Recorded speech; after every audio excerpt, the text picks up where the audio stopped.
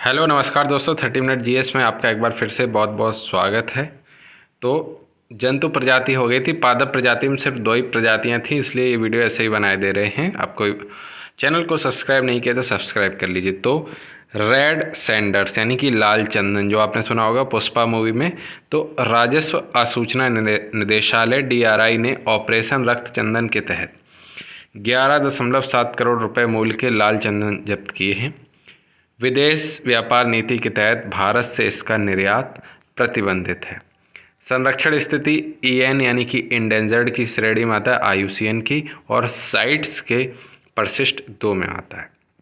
Red चंदन की विशेषता यह है कि इसका उपयोग सौंदर्य प्रसाधन, औषधीय उत्पादों और उच्च अंत फर्नीचर यानी कि वुडक्राफ्ट में किया जाता है।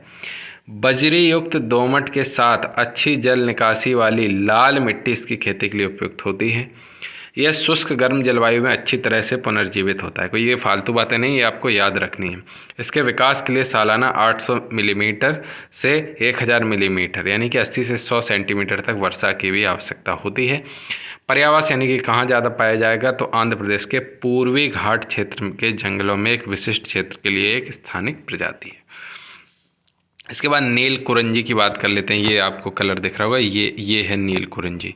तो Neelakurinji, ministry of environment, forest and climate change ने वन्य जीव संरक्षण अधिनियम 1972 की अनुसूची 3 के तहत नील कुरंजी, जिसका नाम है स्ट्रोबिलेंथस कुंथियाना, को संरक्षित पौधों की सूची में शामिल किया है। इस पौधे को उखाड़ने या नष्ट करने पर 25,000 रुपये का जुर्माना और 3 वर्ष की कैद का प्रावधान है। नील कुरंजी की खेती और उसे रखने की भी अनुमति नहीं है। ये वन्य जीव संरक्षण अधिनियम 1972 के अनुसूची 3 में है। इम्पोर्टेंट बात यह है, यह 1300 से 2400 मीटर की ऊंचाई पर पाया जाता है। ठीक है, ये बढ़ता गलत लिखा है, ये पाया जाता है 1300 से 2400 मीटर ऊंचाई पर। यह घास के मैदानों में मिट्टी को बांधने का काम करता है और आग प्रतिरोधी है। ठीक है, और यह प्रत्येक 12 वर्ष में एक बार खिलता है। प्राकृतिक आवास की बात करें तो यह पश्चिमी घाटों के लिए स्थानिक है, आमतौर पर तमिलनाडु, केरल और कर्नाटक के क्षेत्रों में खिलता है। ठीक, अब बात करें हिमालयी औषधि पौधों की प्रजातियों के बारे में।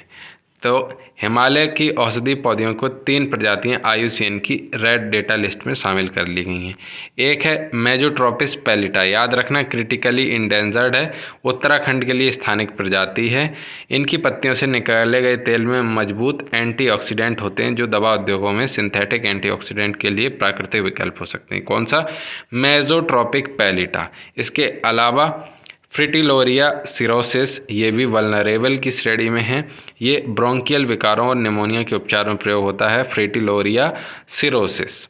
और डेक्टाइलोर्जा हटागिरिया, ये इंडेंजर्ड की श्रेणी में है। इससे बुखार, खांसी आदि को ठीक करने के लिए आयुर्वेद, सिद्ध, यूनानी और चिकित्सा की अन्य वैकल्पिक प्रणालियों में उपयोग में लाया जाता है। कौन कौन सी प्रणालियां हैं, कौन कौन सी प्रजातियां हिमालय पर हर्बल प्लांट्स की?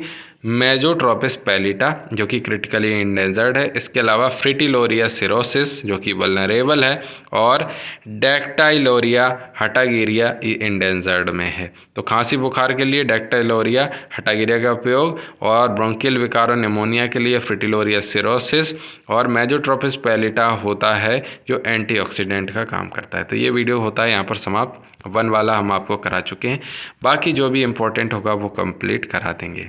बहुत बहुत धन्यवाद।